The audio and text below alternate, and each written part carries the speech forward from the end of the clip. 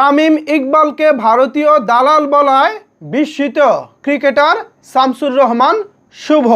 যে বোর্ড পরিচালক তামিম ইকবালকে ভারতীয় দালাল বলেছে সেই বোর্ড পরিচালককে ক্ষমা চাইতে হবে, পাশাপাশি বিসিবি যেন সেই বোর্ড পরিচালকের বিরুদ্ধে ব্যবস্থা নেয় সেই আহ্বান জানিয়ে ফেসবুকে একটি স্ট্যাটাস দিয়েছেন শামসুর রহমান শুভ।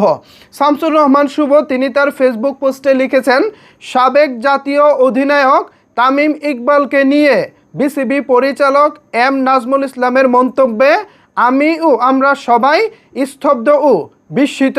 একজন ক্রিকেটারের প্রতি বোর্ড কর্মকর্তার এমন মন্তব্য চরম নিন্দনীয়, সম্পূর্ণ অগ্রহণযোগ্য এবং পুরো ক্রিকেট সমাজের জন্যই অপমানজনক।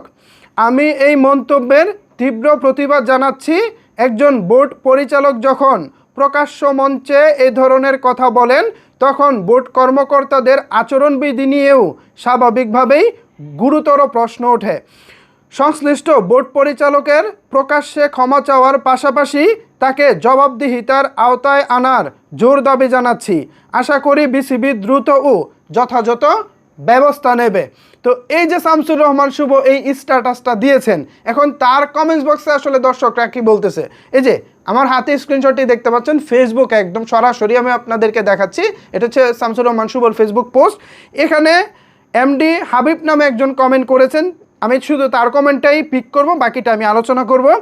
এখানে হাবিব লিখেছেন, তেল মারার দরকার নাই, আমি নিজেও তামিম ইকবালের ভক্ত। তিনি নিজে আবেগী হয়ে অবসরের সিদ্ধান্ত নিয়েছিলেন, দল এবং দেশের কথা চিন্তা করে নাই।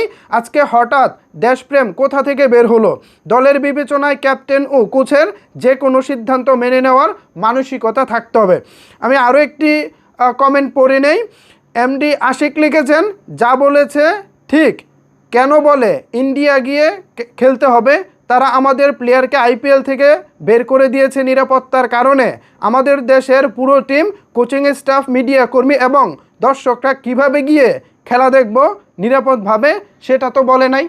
আসলে তামিম ইকবালের অনেক অসঙ্গতি আছে এবং মানে আসলে কিছু বলার নাই। আর সত্যি কথা বলতে তামিম ইকবালকে ভারতীয় দালাল মানে এত কঠোরভাবে বলাটাও আমি আসলে সাপোর্ট করি না। তবে তামিম ইকবাল গতকালকে তিনি যেভাবে কথা বলেছেন, যেভাবে তিনি তার অবস্থান তুলে ধরেছেন, এক্ষেত্রে আসলে তামিম ইকবাল তুপের মুখে পড়বেন এটা অবধারিতই ছিল। বোর্ড থেকে বলেন, সাধারণ দর্শকদের কাছ থেকে বলেন, এখনও পর্যন্ত তামিম ইকবাল মোটামুটি বেশ মানে বেকায়দায় রয়েছেন বলা চলে। সো সব কিছু মিলিয়ে তামিম ইকবালের এখন যে অবস্থা, এই অবস্থায় তামিম ইকবাল গতকালকে একেবারে মানে লুজার হয়ে গেছেন।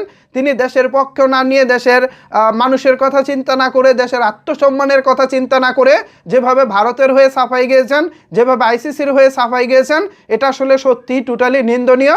এবং নিরাপত্তার কারণে বাংলাদেশ বিশ্বকাপ খেলতে যাবে না এ বিষয়টাকে তিনি সাপোর্ট না করে তিনি আসলে ইনিয়ে বিনিয়ে আইসিসি এবং ভারতের সাপোর্ট নিয়ে বাংলাদেশকে বলতেছে তোমরা বিশ্বকাপ খেলতে যাও, তা না হলে ভবিষ্যতে অন্ধকার পড়বে, হ্যান হবে ত্যান হবে, নানা রকমের ইঙ্গিত তিনি দিয়েছেন। সো এই সব কিছু মিলিয়ে আজকে তামিম ইকবাল এখন ভারতীয় দালাল হিসেবে উপাধি পাচ্ছেন বা বিসিবি পরিচালক হিসেবে একজন তিনি যে কথা বলেছেন, এই সব কিছুর প্রেক্ষিতে এখন আপনাদের মতামত কি জানাতে পারেন নিচের কমেন্টস বক্সে। ধন্যবাদ সবাইকে এতক্ষণ আমার সাথে থাকার জন্য।